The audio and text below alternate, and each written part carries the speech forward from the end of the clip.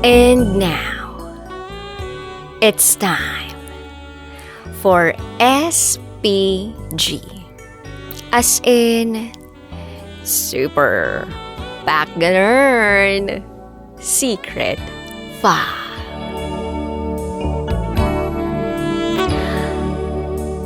Ang Junjun ni Boyfie ay malungkot. Dear DJ Rocky, fan niyo po ako. Lagi akong nakikinig sa inyo, mapa-secret file man o SPG. Gusto ko lang po sanang i-share itong nakakatuwang experience ko. Gusto ko po kasing malaman kung ako lang ba ang tanging nakakaranas nito. Itago niyo po ako sa pangalang Jay. May boyfriend po ako ngayon. At itago natin siya sa pangalang P. Nagkakilala kami sa trabaho. Crush ko siya noon. Malakas ang kamandag ni ate yung girl. So nakuha ko siya. Lalo kami naging close dahil sa isang birthday party ng isa naming katrabaho. Invited siya at invited din ako. Syempre, kainan, inuman, kantahan.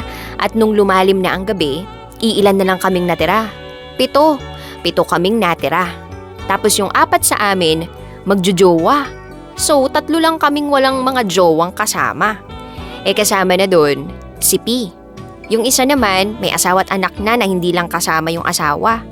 So, nakaisip yung kasama namin na yon na maglaro ng partner-partner. At dahil magjojowa nga yung mga kasama namin, syempre no choice kami. Kundi, maging magpartner ni P. Actually, kahit may choice naman siya at may choice ako, siya pa rin naman yung pipiliin ko at alam ko, ako pa rin naman yung pipiliin niya. So, bato-batopic lang naman yun. Kung sino yung talo, siya yung gagawa ng consequence. Example, ikis mo siya sa itlog. Ganyan. Pero walang ganon. Puro maayos naman yung pinapagawa nila. At may consequence si Pina, hawakan ng kamay ko for 30 minutes. At alam nyo bang hindi na niya binitawan yung kamay ko? Grabe, kilig much. Feeling ko hindi ako namumula nun dahil sa alak, kundi dahil sa kilig. So yun, inabot kami ng 6:00 ng umaga. Puro na kami lasing. Tapos hinatid ako ni P hanggang sa lugar namin. Gusto niya sanang pumasok sa barangay namin, kaya lang sabi ko wag na dahil baka malito siya pabalik at maligaw. Kaya hanggang sa babaan na lang niya ako ibinaba. Tapos umuwi na siya.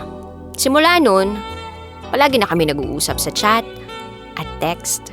Nagtatawagan na rin kami. At nagsasabay na kaming pumasok at umuwi. To make the long story short, naging mag-MU kami. Alam nyo na, malabong ugnayan. Until one day, naging kami na. Walang ligaw-ligaw. Kami agad. After 1.5 month, naging official na kami. So, mag-e-endo na ako nun sa pinagtatrabahuan ko. Naganap na ako ng ibang trabaho. Nakahanap naman ako. Then November 1, araw ng patay, umuwi yung mga kasama ko sa bahay sa probinsya nila kasi nga holiday break, 3 days sila doon. Ako yung naiwan. Walang natira sa bahay, mag-isa lang ako. Kaya tinext ko si P na kung pwede sa bahay na siya matulog kasi natatakot ako nang walang kasama. Pumayag naman siya. Sabi niya, after niyang dumalaw sa kapatid niya sa sementeryo, pupunta na siya. So pag uwi ko, sinalubong na niya ako at sabay kaming pumunta sa amin habang nakasakay sa jeep kung ano-ano ng malilikot na bagay ang pumapasok sa isip ko. Medyo naughty, alam niyo na. Since hindi naman siya yung una ko, handa naman ako sa pwedeng mangyari. At nung nasa bahay na pahinga onte, rekta banyo agad ako. Alam niyo, ginawa ko, wash. Yes, wash. Para if ever. After nun, paglabas ko ng banyo, nakahiga na siya. Tulog na. Medyo nakainom kasi siya kasi galing siya dun sa tito niya. Napatagay. Ay, pero ang ginawa ko, nagsuot pa rin ako ng short na manipis at maiksi. Malaking t-shirt. Bahagya akong tumabi sa kanya. Tiningnan ko. Ay, tulog na talaga? Kainis? Matutulog na sana ako kaso hindi ako makatulog. Para bang may gusto pa akong gawin. At alam nyo na kung ano yun. Gusto ko talagang may mangyari. Kaya ang ginawa ko, naglikot-likot-likot ako.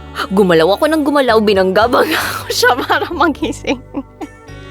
At ayun, successful ang plano. Nagising siya. Sabi niya, ay, nakatulog na pala ako. Sorry. Tapos sabi ko, okay lang. At humarap siya sa akin. Niyakap niya ako. Sabi niya, good night. Good night, Nick. Kaya sabi ko, uy, hindi ako makatulog. Tinignan niya lang ako. At ako naman, hinalikan ko na siya. Ako na ang nag-first move. Haha. Lumaban naman siya. Maya-maya pa. Alam niyo na, nagkapatungan na. So, sarap sa feeling. Woo! Yeah! Pisil-pisil doon, alik-alik doon. Hanggang sa dumating na siya sa aking binibining marikit. Woohoo! Nasambit ko ang Andrew, sige pa. TikTok pa more.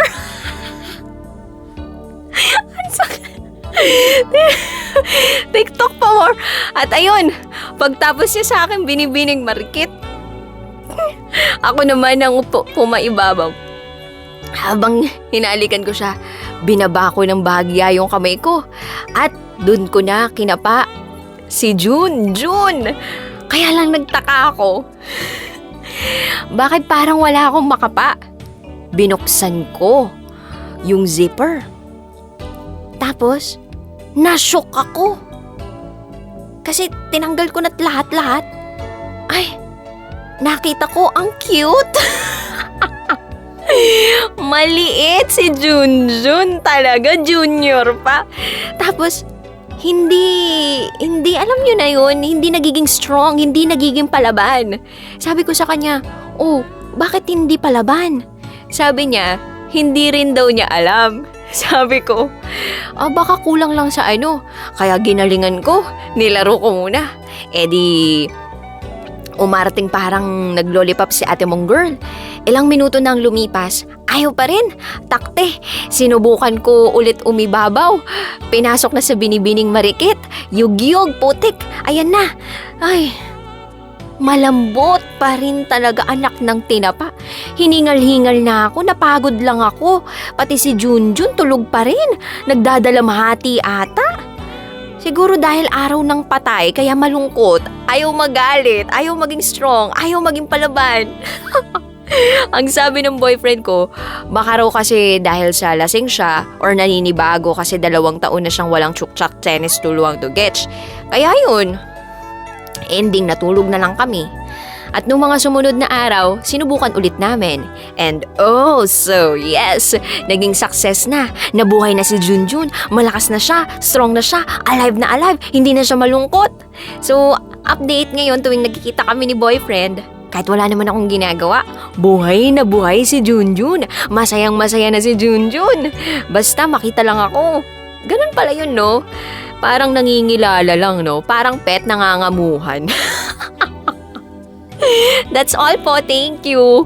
Muli, ako si Jay. At ito, ang aking SPG. As in, Super Packanern. Secret Fa. Always your number one. SM Radio Station. Love Radio. Kabisyo, nakarelate ka ba sa secret file na binasa ko? Kung nakarelate ka, mag-subscribe ka na dito sa aming YouTube channel at pindutin mo na rin ang notification bell para updated ka sa mga susunod na episodes ng DJ Rocky Secret File.